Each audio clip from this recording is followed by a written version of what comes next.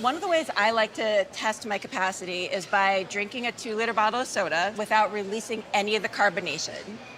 If you've got a big enough capacity, you should be able to drink all of this without burping once. All right, let's see. And I can't burp. No, you cannot burp. So you want to agitate it as little as possible. Just try to like smoothly pour it down, drink, don't burp once. Let's see how far you can get.